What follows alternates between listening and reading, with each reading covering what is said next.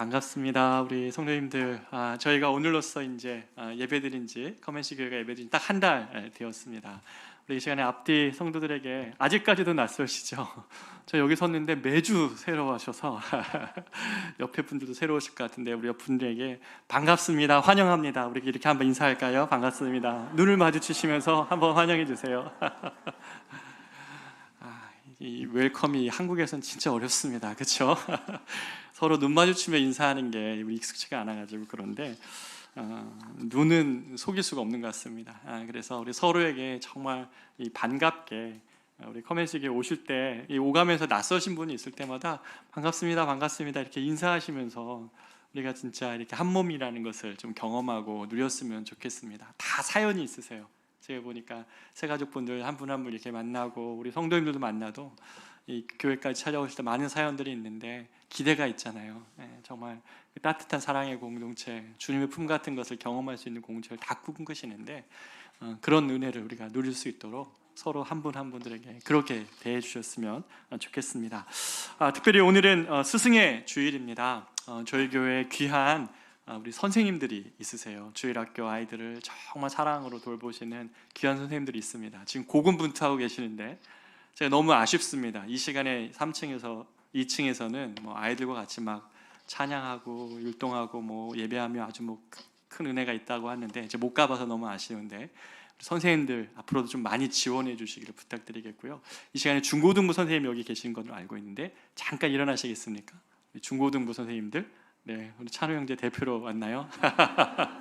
청년 선생님인데 우리 고맙다고, 우리 아이들 잘 섬겨서 고맙다고 박수 한번 쳐주겠습니다. 네. 앉아주십시오. 고맙습니다. 우리 말씀 같이 나누도록 하겠습니다. 사도행전 4장 1절로 12절 말씀인데요. 이 시간도 다 같이 일어나셔서 우리 주의 말씀 낭독하겠습니다. 사도행전 4장 1절로 12절 말씀을 교독하시겠습니다. 사도들이 백성에게 말할 때에 제사장들과 성전 맡은 자와 사두개인들이 이르러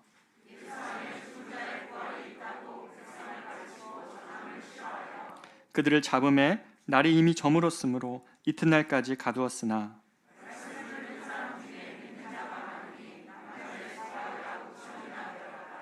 이튿날 관리들과 장로들과 서기관들이 예루살렘에 모였는데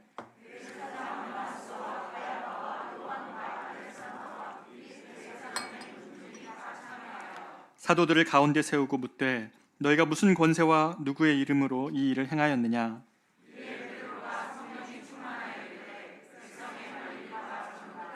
만일 병자에게 행한 착한 일에 대하여 이 사람이 어떻게 구원을 받았느냐고 오늘 우리에게 질문한다면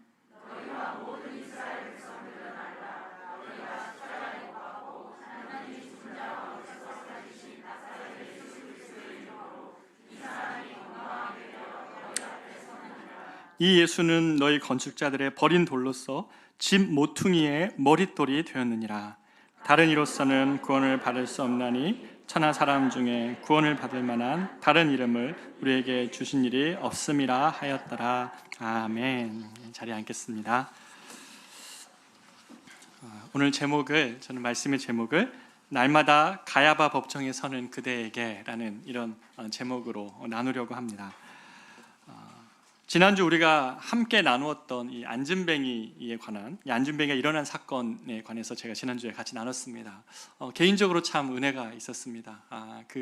정말 우리 영혼에게, 서로의 영혼에게 또 세상 가운데도 예수 그리스도의 이름으로 일어나라고 하는 이 초청이 다시 회복되어야 된다는 이 초대교회의 위대한 능력이 거기서부터 비롯되었다는 이 말씀이 저한테도 은혜가 되었는데요. 어찌됐든 이 사건 때문에 예루살렘이 들썩였습니다. 안진뱅이가 일어난 것은 단순히 한 사람이 아니라 성전 미문에서 이 사람을 보는 모든 사람들이 이 사람이 안진뱅이였다는 것을 알기 때문에 온 성이 들썩였습니다. 따라서 그가 뛰고 걷게 되었던 소식 때문에 이 사람을 보고자, 그리고 베드로와 요한이 누군지 보고자 예루살렘에 수천의 사람들이 갑자기 모이게 된 것입니다. 그럴 때에 베드로와 요한은 이 사람들이 마치 나의 능력으로 내가 이런 것을 일으킨 것 마냥 하는 것을 경계하면서 베드로는 딱 타이밍을 잡고 이때야말로 주님을 전할 때다 생각하고 복음을 전합니다. 성경에서 말하는 고난당한 메시아, 그렇게 성경이 말하고 있는데도 고난당한 메시아를 거부하는, 성경은 메시아가 고난과 함께 이 땅 가운데 메시아로 드러날 거라고 이야기했는데 구약의 예언들을 다 무시하고 왕 대신 백마탄 왕자 또는 힘으로 오는 왕 또는 권력으로 오는 왕을 사모했던 그 이스라엘 가운데 너희가 십자가에 못 박힌 예수가 바로 성경이 예언했던 고난받은 메시아다라는 것을 증거하고 돌이키게 회개를 촉구합니다. 그러자 회개하고 돌이켜 죄 없이 함을 받으라 하면서 그렇게 되면 새롭게 되는 날이, 이 메시아를 인정하고 믿으면 새롭게 되는 날이 너희에게 주로부터 임할 것이다 라는 것을 선포하면서 이날에 정말 큰 소동은, 사실 안진뱅이 한 사람이 일어난 것보다 더 큰 소동은 이날에 그 예수를 부정했던 사람들이 예수님을 믿기 시작한 것, 이게 진짜 큰 소동이었다는 것이죠. 이 말씀을 전한 베드로, 참 대단한 반전을 이룬 사람입니다. 그의 삶을 보면 그는 위협 앞에서 예수님을 3번이나 부인했던 사람이고, 이 십자가에 달리신 예수를 차마 아마 못 봤을 겁니다. 자기가 부인했던 예수를, 십자가에 못 박힌 예수를 보면서 실패한 가슴으로 이렇게 살고 있었죠. 그런데 주님이 그를 찾아가셔서 요한복음 21장에서 3번 부인한 베드로에게 네가 나를 사랑하느냐 3번 물으시며 그의 마음을 일단 회복을 시키십니다. 마가의 다락방에서 기도하며 성령이 임하기를 기도했던 이 베드로에게 성령이 임하며 바로 오늘 대중 앞에서 예수님을 전하는 이러한 사람으로 주님 바꿔주셨죠. 사람의 이런 기막힌 변화들은 사실 그리스도 안에서 얼마든지 가능한, 오늘날도 가능한 일인데요. 제가 오늘 본문을 보면서 근데 더 놀라운 것은 참 주님은 집요하세요. 여러분, 베드로의 인생 가운데 가장 수치스러운 장소가 어딜까요? 아시면서 대답 안 하시는 거죠? 네, 제일 수치스러운 장소는 이 산헤드린 법정 앞에서입니다. 예수님이 십자가에 달리실 때, 제가 예전에 고등학교 때 큐티하다가 깜짝 놀랐습니다. 예수님, 베드로가 3번을 딱 부인한 다음에 어떤 일이 일어나냐면 예수님이 뒤를 돌아봅니다. 베드로와 눈이 마주쳐요. 베드로는 그 눈을 잊을 수가 없을 겁니다. 주님을 죽기까지 따르겠다고 고백했던 베드로였는데 위협 앞에서 3번을 부인한 다음에 주님과 눈이 마주친 그 장면, 베드로는 아마 그것을 잊지를 못할 겁니다.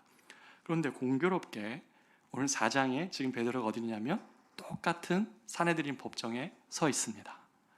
여러분, 이게 뭘 의미할까요? 주님이 참 집요하시죠. 베드로가 주님을 거부하고 거절했던 그 장소로 지금 다시 이끌어 오신 겁니다. 어떤 가능성이 베드로에게 있을까요? 그는 똑같이 또 주님을 배반할 수도 있을 거고, 아니면 또 기막힌 반전을 이룰 수도 있을 겁니다. 어찌됐든 이 베드로와 요한을 이 산헤드린 공회에 세운 사람들이 있었습니다.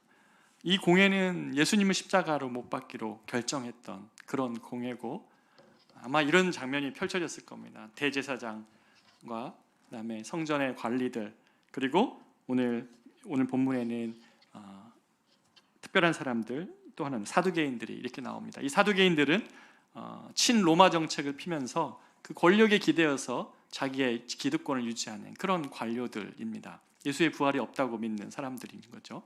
아마 이런 그림이 펼쳐졌을 겁니다. 베드로와 요한을 가운데 세워놓고 이 종교 지도자들, 각종 신학으로 무장돼 있고, 그리고 종교 권력으로 무장돼 있는 사람들이 이렇게 삥 둘러 앉아서 그들을 쳐다보면서 무시했겠죠.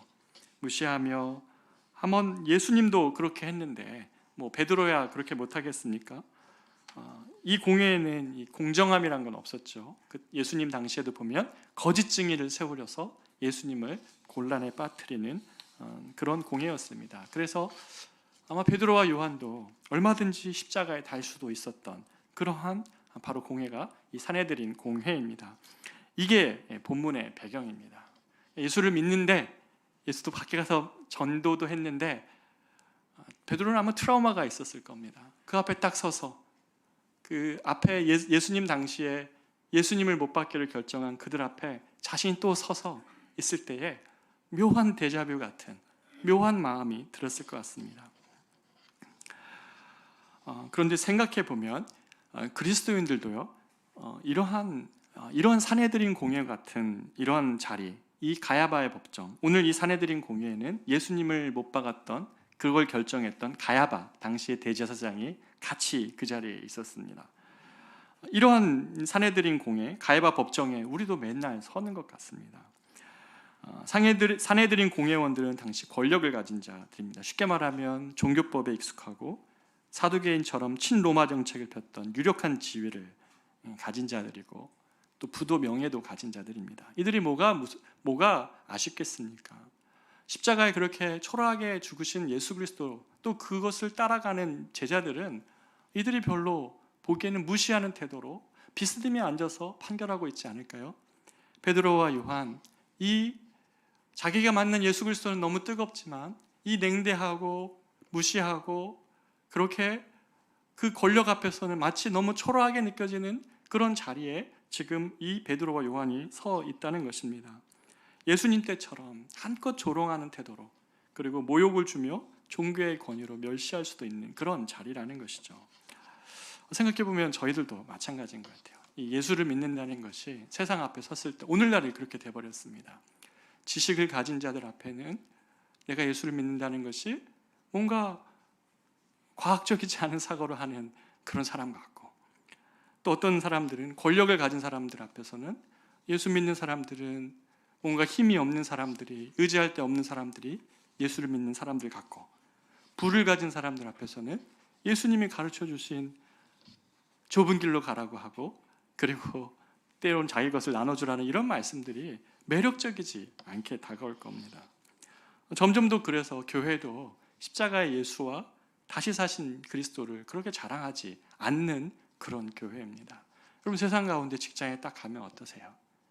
마치 사내들인 법정에 선 이 베드로와 같은 심정 아니십니까? 사람들 앞에서 내가 예수 믿는다는 것 그렇게 드러내고 살고 계세요? 사내들인 공회에서 계셨던 예수님처럼 아마 우리도 은근한 멸시와 조롱, 또 알지 못하는 그러한 사람들의 벽 앞에 여러분도 서게 될 때가 있을 겁니다. 이전에 예수님을 못 박은 사내들의 공회를 배회했던 베드로와 똑같은 그 베드로가 지금 오늘은 이 법정에 서서 다른 모습을 보여주고 있는 것입니다. 이것이 오늘 본문의 포인트입니다. 베드로는 왜 달라졌을까? 오늘 본문을 읽으면 베드로가 똑같은 사내들인 공회 앞에 섰을 때 달라져 있어요. 그의 내면엔 도대체 무엇이 있을까? 이것이 초대교회가 가지고 있는 힘이었다는 것이죠. 바로 거기서 우리는 오늘 본문의 말씀의 은혜를 찾고자 합니다. 사도행전은 이 교회가 세워지는 시기에 이 초대교회 성도들의 가슴에 있었던 것이 무엇인지를 드러내 줍니다. 그 한 가지 주제를 계속해서 반복하는데 그게 뭐냐면 바로 예수 그리스도의 이름이라는 겁니다. 예수 그리스도의 이름.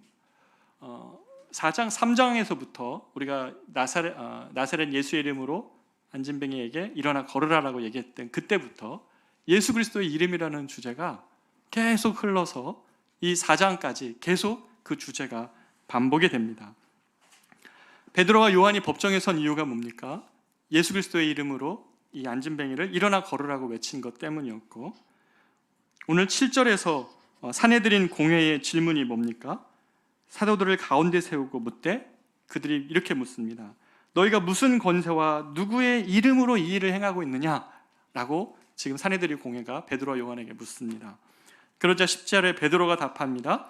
나사렛 예수 그리스도의 이름으로 이 사람이 건강하게 되어 너희 앞에 섰느니라. 12절에 보면 천하 사람 중에 구원을 얻을 만한 다른 이름을 우리에게 주신 일이 없음이라 하더라. 17절에는 이 이야기를 들은 이 사내들인 공회에서 다시는 이 이름으로 아무에게도 말하지 말라 하고, 18절에는 도무지 예수의 이름으로 말하지 말라라고 이렇게 마지막으로 그들을 놓아주면서 그렇게 이야기를 합니다. 계속되는 것이 뭐냐면 예수의 이름이 계속 강조되고 있어요. 여러분, 초대교회가 회복했던 것이 무엇이냐면, 초대교회가 가지고 있었던 능력이 뭐냐면 바로 이 예수 그리스도의 이름의 능력입니다. 예수 그리스도의 이름에 관한 것입니다. 사내들인 공회는 예수의 이름으로는 어떤 일도 하지 말라 했지만 베드로와 요한은 예수의 이름으로 안진뱅이를 일으키고 천하 인간의 구원을 주실 분이 예수 외에는 없다라고 말합니다. 초대교회의 생명력은 어디에서 비롯됩니까? 초대교회의 생명력은 바로 이 예수의 이름을 그들이 사랑하기 시작했어요. 자신이 예수 그리스도의 사람이라는 것을, 예수 그리스도의 이름을 그들이 자랑하기 시작했다는 거예요. 그들 안에 무뎌졌던 가슴을 일으켰던 것은 바로 이 예수 그리스도의 이름을 그들이 자랑하고 사랑하면서부터 시작됐다는 것입니다. 예수 그리스도의 이름으로 행하고 예수 그리스도의 이름을 드러냅니다. 예수 그리스도의 이름을 부정함으로 십자가에 달리신 예수님을 바로 보지 못했던 베드로가 예수 그리스도의 이름을 사랑하고 의지하기 시작합니다. 바로 여기에서 초대교회의 놀라운 능력이 시작되기 시작합니다. 두려웠고 사람들의 그 사내들인 공회의 시선들이 무서웠고 겁났고 그것을 드러냄으로 인해서 감당해야 될 대가가 무엇인지도 알고 있었지만 예수 그리스도의 이름을 그들은 드러내고 자랑하기 시작합니다. 사람들은 조롱했어요. 이 멸시했던 예수님의 이름을 이렇게 표현하죠. 베드로는 너희들이 이 예수의 이름을 건축자의 버린 돌처럼 여겼다. 쓸모없다는 거죠. 건축자의 버린 돌처럼 예수를 여겼지만 제자들은 이런 사람들의 몰 이해와 상관없이 예수님이 버린 돌처럼 여겨진 그분을, 사실 그분이야말로 집 모퉁이 돌이라, 집의 모퉁이 돌과 같은 가장 중요한 존재임을, 가장 중요한 되신 분이심을 그들이 알게 되었어요. 모퉁이 돌이 뭡니까? 코너스톤이잖아요. 이쪽 면과 이쪽 면을 맞닿아서 하나 되게 하고 중심을 잡고 기둥을 세워가는 것이 코너스톤으로 알고 있습니다. 여러분의 과거와 여러분의 미래를 누가 연결할 수 있냐? 나의 고통과 나의 기쁨을 누가 연결할 수 있냐? 나의 죽음과 나의 생명을 누가 연결할 수 있는가 할 때 그분이 바로 예수 그리스도라는 것이죠. 이 그리스도가 빠져가면 고통은 고통대로 있고 삶에 일어나는 일들에 대해서 해석할 능력이 하나도 없는데 내 삶의 코너스톤 되시고 내 삶의 모퉁이돌 되시고 모든 사람들의 삶의 모퉁이돌 되시는 것이 예수 그리스도이시다. 그분 때문에 고통의 문제도 해석이 되고 그분 때문에 소망이 없던 삶에서도 소망이 시작될 수 있는 것, 그분 때문에 꿈꿀 수 있는 삶이 시작되는 것, 그분 때문에 우리 삶에 가지고 있는 능력, 그 작은 것으로 살라고 하고 이 세상이 아무리 그렇게 얘기해도 내가 예수 때문에 살아갈 능력, 그분 때문에 가지게 되는 꿈, 그분 때문에 젊은 날에 나에게 주어진 모든 환경을 뛰어넘을 수 있는 능력이 바로 예수 안에서 시작되기 때문에 예수야말로 너희들이 버린 바 된 그런 건축자의 돌처럼 여기는지 모르지만 그 예수야말로 모퉁이돌 되신다고. 세상은 무시할지 모르지만 그분이야말로 참된 모퉁이돌 되신다고 제자들이 그 예수님에 대해서 깨닫기 시작한 거예요. 그 예수님이 그래서 그들은 자랑스러워졌어요. 사람들은 건축자의 버린 돌처럼 무시할지 모르지만 사내들인 공회 앞에서의 그런 거드름과 무시와 멸시 앞에서 주눅들지 못하지만 제자들이 말할 수밖에 없었고 자랑스러울 수밖에 없는 그 예수님이 바로 코너스톤, 모퉁이돌 대신 예수라는 것을 그들이 마음에 느끼고 경험하고 고백하기 시작했다는 것입니다. 지난주 우리 남자 성도님과 대화를 나눌 기회가 있었습니다. 대화 중에 이렇게 말씀을 하시더라고요. 목사님, 예전에는 그래도 비즈니스를 하면 내가 예수 믿는 사람이라는 것 때문에 좀 다르겠지, 이 사람은 좀 다르겠지라는 그런 기대를 가지고 만나줬다는 거예요. 그런데 지금은 예수 믿는 사람이라는 것을 밝히면 오히려 싫어한다는 겁니다. 예수 믿는 사람들이라는 그런 이야기가 오히려 비즈니스에 도움이 되지 않는 것 같은 그러한 세상으로 바뀌어버렸다고 한탄하며 말씀해 주셨습니다. 참 안타까운 마음으로 저도 들었고, 이것이 우리 성도들이 이제 매일 경험하는 그런 세상이겠구나. 예전에 그래도 80년대, 90년대 때 예수 믿는 사람이라면 그래도 좀 다르겠지라는 그러한 세상을 경험했다면 지금은 예수 믿는다는 것 때문에 어떻게 보면 오히려 감내해야 될 수고와 감내해야 될 손해가 있는 세상으로 지금 여러분과 제가 서 있습니다. 이런 세상에 우리는 교회를 개척을 했어요. 여러분, 그러면 어떻게 해야 됩니까?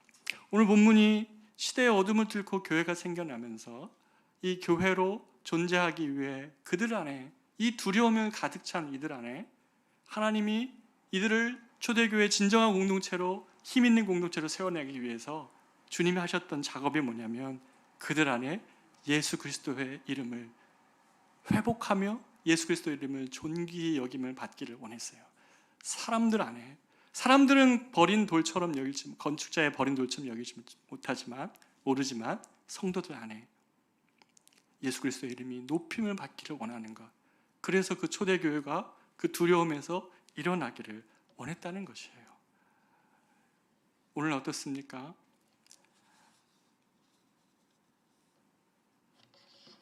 제가 한 이야기를 좀 드리고 싶은데 이런 이야기입니다.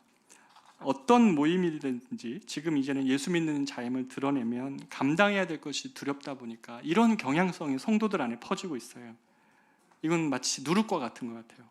이 곰팡이 같아가지고 참 이것을 빨리 벗어나야 되는데 뭐냐면 그리스도인들 되어라, 그리고 거룩한 삶도 살아라. 그런데 사람들 앞에서는 티내지 말라. 사람들 앞에서는 그리스도인이라는 티내지 말라는 거예요. 그리스도인들 되고 거룩한 삶도 개인적으로 살되 사람들 앞에서는 아닌 척하고 살라는 거죠. 여러분, 이런 생각을 여러분 스스로 혹시 하고 있지는 않습니까? 초대교회가 잃었던 것을 초대교회가 회복하고 있는 것이 무엇입니까? 사람들 앞에서, 그 사내들인 법정 앞에서 예수 그리스도를 부인했던 그 베드로를 다시 세워서 사내들인 법정 앞에 세웁니다. 여러분, 초대교회가 이 장면을 어떻게 생각하고 있을까요? 오늘 본문 뒤에 보면 기도하고 있었어요. 왜 기도하고 있을까요? 베드로가 또 부인하면 어떡하지? 베드로는 죽기까지 따르겠다고 고백했던 사람이에요. 근데 또 베드로가 사내들인 법정 앞에 섰습니다. 어땠을까요? 뒤에 보면 온 교회가 기도하고 있었어요. 그런데 이 베드로가 거기에서 너희가 예수 그리스도의 이름으로 말하지 말라 하지만 내가 보고 들은 것을 내가 어찌 말하지 않을 수 있겠느냐 라며 베드로가 그렇게 사내들인 공의에 선포하고 나옵니다. 온 교회가 그 이야기를 듣고요, 얼마나 기뻐했는지 오늘 본문 뒷부분에 나옵니다. 여러분, 이러한 삶의 방식은 예수님도 우리에게 가르쳐 주셨던 삶의 방식이에요. 여러분, 예수님께서 뭐라고 말씀하셨습니까? 마태복음 5장 13절 15절에 보면 이렇게 말씀하시죠. 너희는 세상의 소금이니 소금이 만일 그 맛을 잃으면 무엇으로 짜게 하리요? 후에는 아무 쓸데없어 다만 밖에 버려져 사람에게 밝힐 뿐이니라. 너희는 세상의 빛이라. 산 위의 동네가 숨겨지지 못한다. 사람이 등불을 켜서 말 아래 두지 아니하고 등경 위에 두나니 이러므로 집안 모든 사람에게 빛이 있느니라. 이 초대교회가 하나님 앞에서 이 마태복음 5장의 말씀처럼 살아내기를 주님이 원하셨던 거죠. 소금과 주님이 이 그리스도인의 정체에 대해서 드러나실 때는 오늘 이 본문처럼 사람들에게 드러나는 방식의 이야기들을 쓰셨어요. 소금이다, 너희는 빛이다, 산 위의 동네가 되는 것이 그리스도인의 정체라고 말했는데, 그래서 어떤 것도 숨겨질 수 없는 것이 그리스도인이라고 말했는데, 내가 그리스도인 되었고 구주라 고백하면서 사람들 앞에서는 티를 내지 않고, 만약에 우리 안에서 예수 그리스도 이름의 존귀 여김을 받지 못한다면, 주님이 높임을 받지 못하신다면 그리스도인들의 삶의 능력은 다 사라지고 맙니다. 초대교회처럼 이 예수님이 말씀하셨던 것처럼 하나님, 내가 빛으로 살겠습니다. 내가 산 위의 동네로 살겠습니다. 내가 이 아픔 가득한 세상 가운데 어떻게 소금으로 살겠습니다. 소금으로 살기로 여러분 작정하면 어떻게 되세요? 그리스도인이라고 드러내면 어떻게 되시겠어요? 여러분에게 정직을 더 요구할 겁니다. 여러분과 다른 세상과 다른 어떤 더 헌신을 요구할지도 모르겠습니다. 세상이 그렇게 살지 못하기 때문에 그리스도인들에게 그런 기대를 갖고 있습니다. 그런데 그럴 때마다 여러분 어떻게 하시겠어요? 어떻게 결정을 하시겠어요? 내가 그리스도인 되고 내가 거룩한 삶을 살려고 하지만 티는 내지 않고 나는 그냥 그렇게 무색무취로 세상 가운데 존재한다면 그것은 주님이 말씀하신 신앙의 삶의 방식은 아니에요. 그래서 여러분이 만약에 저와 여러분이 이 세상 한복판에서 예수 믿는 자임을 드러내는 것을 그로 인해서 감당해야 될 것들이 두렵고 염려가 되고 만약에 걱정이 된다면 그러면 오늘 이 말씀 앞에서 우리는 하나님의 약속을 좀 믿었으면 좋겠어요. 산 위의 동네로 살아가는 자의 삶, 내가 사람들 앞에서 그리스도인이라고 당당히 말하고 있을 때에 무거운 책임감이 같이 들 겁니다. 이 베드로가 산헤드린 공회에 어떤 결정이 내릴지 몰랐습니다. 자기가 예수님을 부인하면서 살아날 수 있었잖아요. 그는 빠져나올 수 있었습니다. 십자가에서 벗어날 수 있었습니다. 그러나 예수님을 그 앞에서 인정할 때 그는 베드로는 어떤 결정을 받게 될지 알지 못했어요. 그러나 그들이 예수 그리스도를 드러내고 증거하고 말할 때에 그 뒤에서 그 베드로를 위해 기도했던 많은 공동체가 힘을 얻고 용기를 얻었다고 오늘 본문은 뒤에서 기록합니다. 그러면서 그 초대교회의 가장 강력한 은혜가 바로 여기서 임합니다. 그들이 예수의 이름으로 기도하며 한 목소리로 그 예수 그리스도의 이름을 높이는 그러한 기도로 나아갈 때 땅이 움직이는 것 같은 큰 은혜가 오늘 4장 뒷부분에 보면 나옵니다. 사랑하는 여러분이 공동체 안에서 숨죽이고 있는 누가 그리스도인인지 알지 못하는, 조사해 보니까 사실 나도 그리스도인이었어. 여러분 이런 거 많이 경험하지 않습니까? 바로 이러한 세상에 누군가는 한 명이 그리스도인이라고 말하며 그렇게 그리스도의 이름을 높이며 살아갈 때에 또 누군가는 그것을 보며 용기를 얻고 같이 나도 그리스도인이라고 밝히며 그렇게 세상 가운데에 살아갈 때 주님의 이름이 높임을 받고 예수 그리스도를 믿는다는 것 때문에 감당해야 될 수고와 그 헌신을 기쁘게 감당하려고 할 때 여러분 안에, 저와 여러분 안에 주님이 높임을 받으실 수 있다는 것이죠. 사랑하는 여러분, 이 삶에는 진짜 자유함이 있습니다. 우리가 예수 그리스도의 이름을 부끄러워하면 할수록, 우리가 예수 그리스도의 이름을 드러내지 않으려면 않을수록 우리의 삶은 우리가 가지고 있는 많은 삶의 문제들을 우리 삶의 수고로 감당해야 되는 그런 어려운 고통스러운 삶일지 모르겠습니다. 그러나 주님 편에 서서 하나님, 내가 산 위의 동네로 드러나기를 부끄러워하지 않겠습니다. 내가 예수 믿는 자라는 사실을 드러내는 것을 부끄럽지 않겠습니다. 그것으로 인해서 감내해야 될 수고가 있다면 감내하겠습니다. 주님이 나를 위하여 하신 그 수고대로 나도 살아가겠습니다. 그럴 때 어떤 일이 일어나냐면 주님이 우리 편에 서 계실 겁니다. 우리가 지난주 사무엘상 큐티를 하면서 제가 너무 아침에 은혜를 받았어요. 우리가 주를 선대하면 주도 우리를 선대하리라. 우리가 주님을 어떻게 대하느냐에 따라 주님이 우리를 더 선대하시겠다는 겁니다. 하나님은 모든 사람을 사랑하십니다. 그러나 하나님의 이름을 높이는 자의 삶을, 하나님은 그렇게 집중하는 삶을 더 깊이 다가오시면서 그를 선대하시는 것이죠. 사랑하는 여러분, 이해는 됩니다.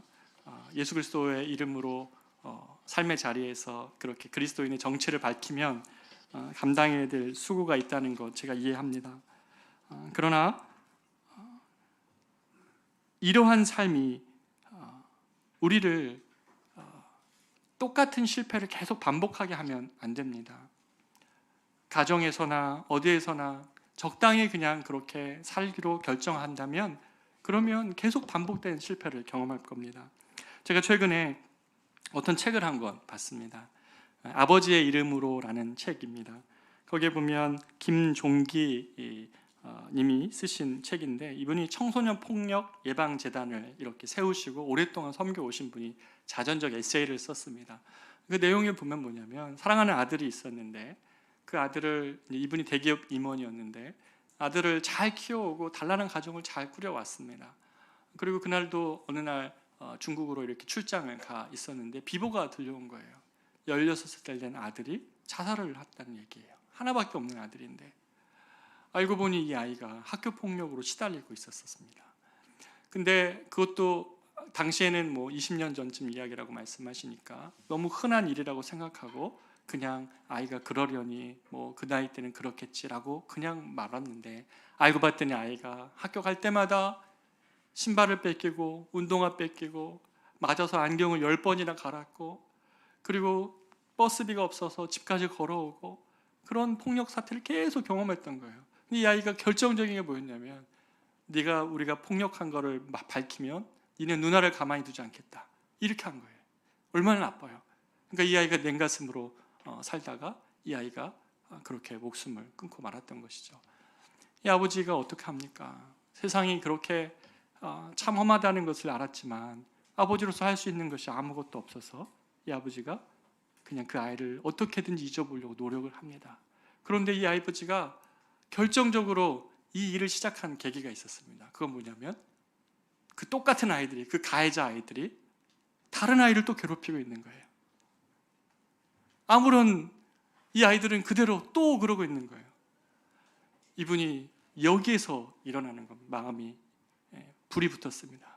내가 아버지의 이름으로 다시 똑같은 실패를 반복하지는 않으리라. 똑같은 실패와 똑같은 그런 아이들을 잃지 않겠다라고 생각하고 이 청소년 폭력 방지센터를 이렇게 세워갑니다.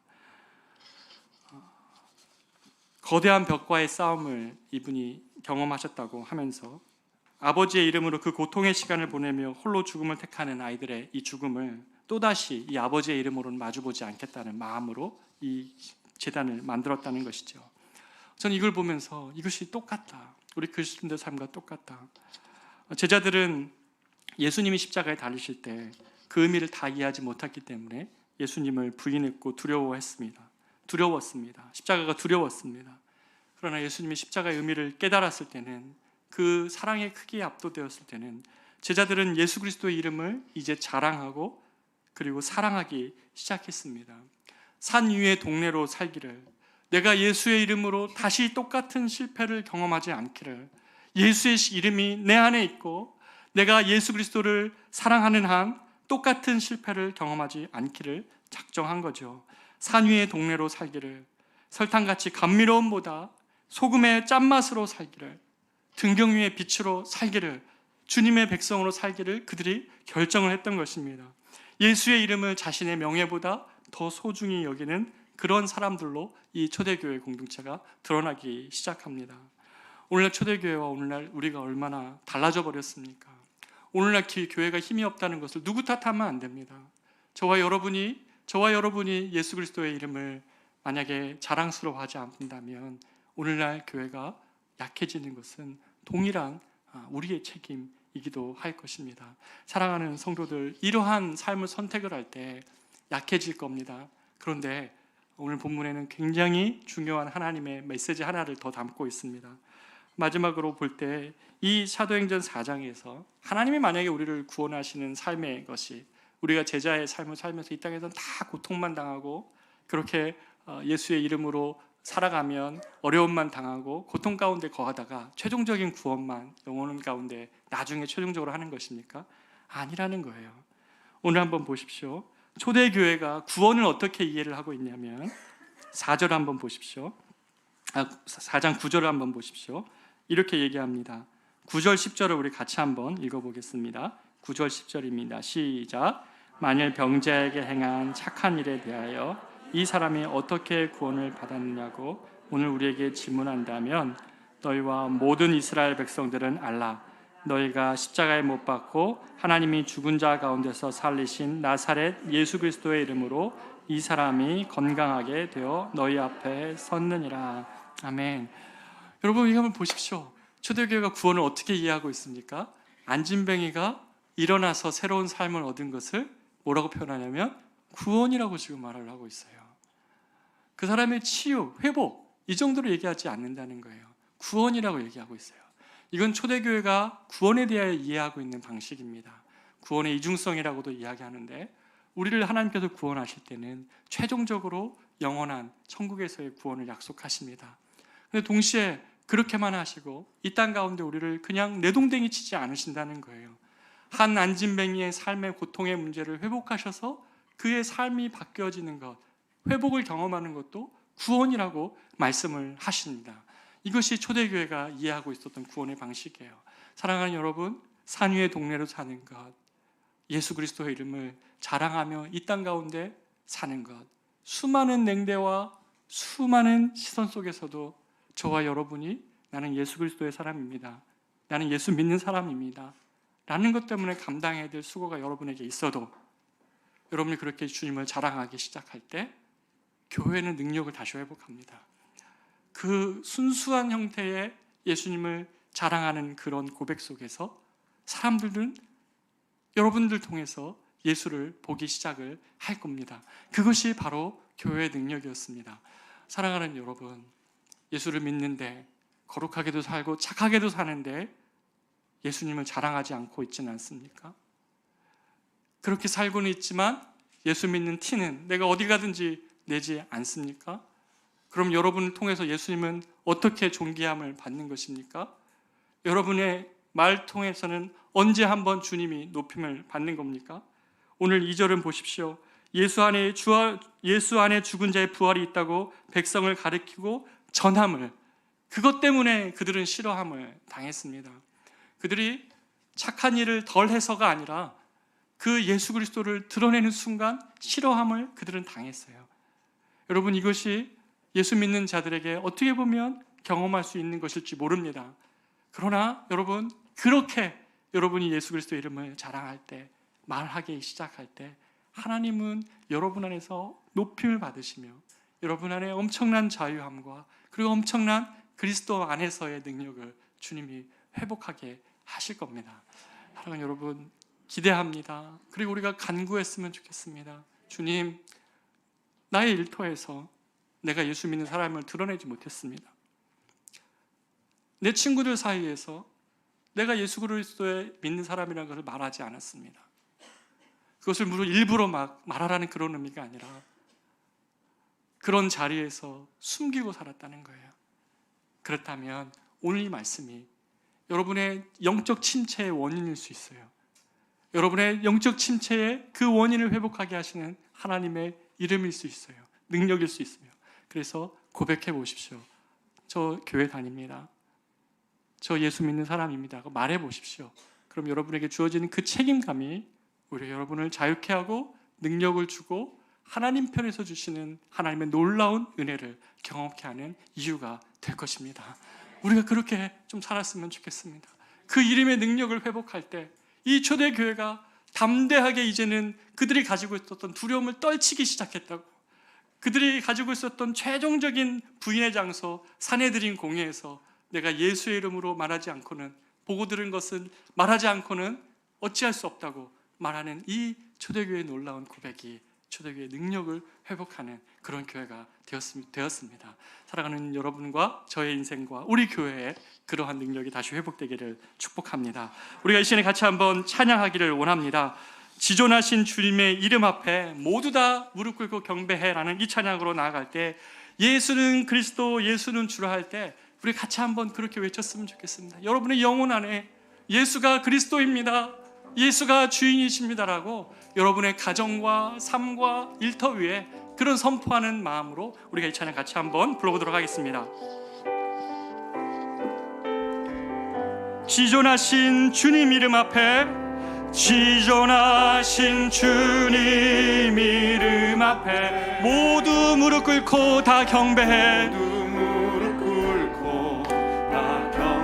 아멘. 거룩하신 주님 보좌 앞에 엎드려 절하세. 다시 한번 고백합니다. 지존하신 주님 보좌 앞에, 지존하신 주 이름 앞에 모두 무릎 꿇고 다 경배해.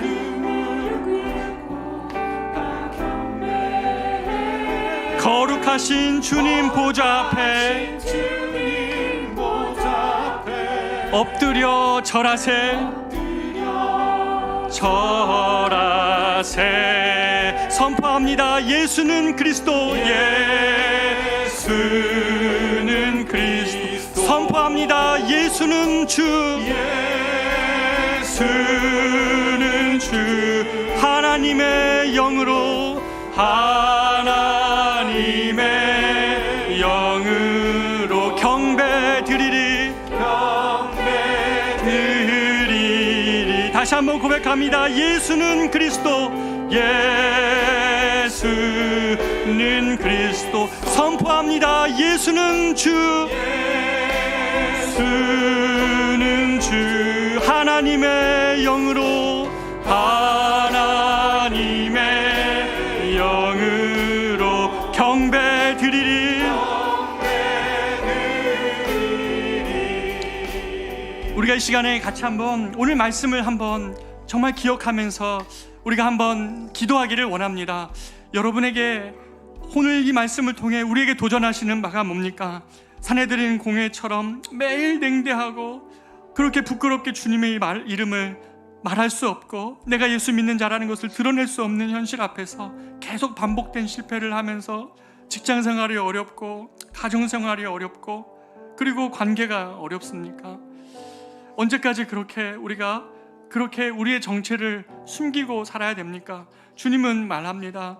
그리스도인들의 능력은 산 위의 동네로 드러날 때이고 세상 가운데 빛으로 드러날 때이라고 주님은 말씀해 주십니다. 여러분 가운데 이 고백을 잃어버렸던 것 아닙니까? 예수는 주라고, 예수는 그리스도이시라고, 나는 예수 믿는 사람이라고 말하는 것을 잃어버렸기 때문에 그것 때문에 여러분의 마음의 힘도 다 잃어버렸던 것 아닙니까? 우리가 이 시간에 한번 기도했으면 좋겠습니다. 하나님, 예수의 이름이 내 안에서 나의 입술 가운데 높임을 받기를 원합니다. 산 위의 동네로 살겠습니다. 하나님, 빛으로 살겠습니다. 하나님, 이것을 등경 아래에 감춰놓지 않겠습니다. 감당해야 될 수고가 있다면 하겠습니다. 그러나 더 큰 은혜로 우리를 구원하시는 주님이 이 땅에서 우리의 삶도 구원하실 것을 믿기에 이 믿음 때문에 우리가 그렇게 고백하며 살아갈 수 있습니다. 주님, 잃어버렸던 예수의 이름의 능력을 다시 회복할 수 있게 달라고 우리가 이 시간 같이 한번 주님의 이름 고백하며 기도하도록 하겠습니다. 주여, 주님, 이 시간에 주님 앞에 기도합니다. 사랑하는 아버지 하나님, 정말 우리 성도들의 하나님 주님 가운데 아버지 하나님 이 고백이 다시 한번 살아나기를 원합니다. 초대교회가 잃어버렸던 하나님, 그런 하나님 주님 앞에서 아버지 하나님 회복하기를 소망했던 하나님 그 고백, 예수는 주요 예수는 그리스도이시라고 아버지 하나님 그들을 고백하며 아버지 베드로를 다시 한번 사내들인 공회에 세우시며 하나님 그의 수치와 그의 하나님 정말 고통의 자리에서 그가 하나님 내가 예수 그리스도 이름으로 말하지 않을 수 없다고 고백하며 초대교회가 담대함을 회복하였던 것처럼 사랑하는 주님, 교회가 그런 담대함을 회복하게 하여 주시옵소서. 교회가 세상 가운데 빛으로 드러나게 하여 주시옵소서. 교회가 세상 가운데 등경 위에 있는 등불처럼 아버지 드러나게 하여 주시옵고 산 위의 동네처럼 드러나게 하여 주시옵소서. 여기에서 능력이 있는 것인데, 여기에서 하나님 회복이 있는 것인데, 여기에서 담대함을 주님 회복하게 하는 것인데, 사랑하는 우리 성도들이 직장에서나 가정에서나 하나님 아버지 이렇게 하나님 내가 예수 믿는다는 것 때문에 감내해야 될 하나님의 수고와 아버지 하나님 그런 것들이 하나님 부족해서 아버지 하나님 그런 것이 두려워서 아버지 뒤로 물러나 있다면 아버지 하나님 오늘 이 아침에 주여 이 초대교회가 회복했던 예수 그리스도의 이름 그것을 자랑하고 드러내고 하나님 말함으로 인하여 아버지 하나님 회복했던 하나님의 능력을 정말 다시 한번 회복할 수 있도록 주님 인도하여 주시옵소서. 여호와여, 오늘날 교회가 우리 커맨스 교회가 그런 능력으로 나타나게 하여 주시옵소서. 우리 동네 가운데 그렇게 드러나게 하여 주시옵소서. 우리 하나님 교회가 세워진 이 동네 안에 아버지 우리 커맨스 교회가 예수를 주라고 정말 고백하며 하나님 그렇게 드러나게 하여 주시옵소서. 그 능력으로 우리 성도들이 하나님 일어나게 하여 주시옵소서. 예수는 주여 예수는 그리스도라는 이 고백으로 하나님 살아날 수 있는 하나님 그런 교회가 될 수 있도록 주님 도와주시옵소서. 주여 그런 능력을 인도하여 주시옵소서. 예수는 그리스도 예수는 그리스도 예수는 주 하나님의 영으로 하나님의 영으로 경배드리리. 예수는 그리스도 예수는 그리스도 예수는 주, 예수는 주. 하나님의 영으로, 하나님의 영으로 경배드리. 자신과 세상을 향하여 선포합니다. 예수는 그리스도. 다시 회복하는 고백. 예수는 주, 예수는 주. 하나님의 영으로, 하나님의 영으로 경배드리리. 존귀한 주보혈이, 존귀한 주보혈이 내 영을 새롭게 하네. 존귀한 주보혈이, 주보혈이 내 영을 새롭게 하시네. 새롭게 하네. 다시 한번 고백합니다. 존귀한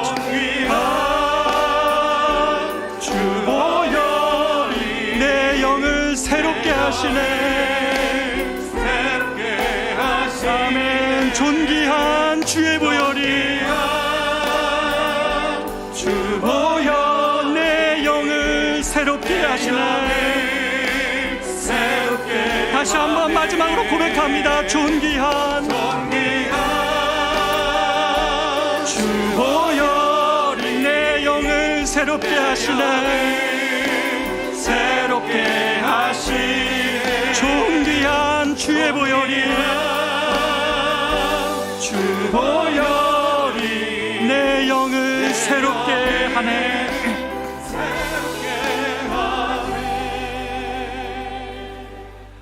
사랑하는 주님, 날마다 사내들인 법정에 서는 것 같은 세상의 그런 시선 앞에 우리가 노출되어져 있지만, 그것이 때로는 우리를 주눅들게 하고, 때로는 내가 예수 믿는 사람이라는 것을 하나님 드러내지 못하는 나약함에 빠질 때가 있지만, 건축자의 버린 돌이 우리 모든 인생 가운데 모퉁이돌 되시는 가장 귀한 분이심을 하나님 우리 가운데 눈뜨게 하여 주셔서 감사합니다. 이 고백과 은혜가 하나님 우리 가슴 가운데 흘러날 수 있도록 인도하여 주십시오. 사랑하는 성도들의 삶과 가정과 일터 위에서 산 위의 동네로 드러나기를 두려워하지 않게 하여 주십시오. 그렇게 선포할 때에 하나님이 우리 성도들의 삶을 어떻게 구원하시고 당장 보는 손해 같은 것을 넘어서 하나님이 어떻게 우리 삶을 주관해 가시는지를 우리 성도들이 경험케 하여 주시옵소서. 빛으로 드러날 때 또 다른 힘을 잃은 자들이 그 빛에 같이 동참하고 그렇게 예수의 이름을 높이는 하나님 그런 공동체로 우리 가정과 일터가 드러날 것임을 믿습니다. 이 초대교회의 능력이 사랑하는 우리 커맨시 교회 회복되게 하여 주십시오. 이 동네 가운데에 산 위의 동네처럼 드러나게 하여 주십시오. 많은 주변의 사람들에게 예수는 주라고 말할 수 있는 우리 커맨시 교회 될 수 있도록 주여 우리 교회 가운데 함께하여 주시옵소서. 그렇게 우리 성도들의 삶과 가정 위에도 역사하시기를 소망하며, 이제는 우리 구주 예수 그리스도의 은혜와 하나님의 말로 다할 수 없는 사랑하심과 성령님의 인도 보호 교통 충만하심이 빛으로 산 위의 동네로 소금으로 드러나는 삶을 살기로 작정하며, 그런 삶 가운데 임하실 하나님의 놀라운 구원의 약속을 신뢰하며 나아가는 사랑하는 모든 성도들의 삶과 가정과 일터 위에 이제로부터 영원토록 함께 있을지어다. 아멘.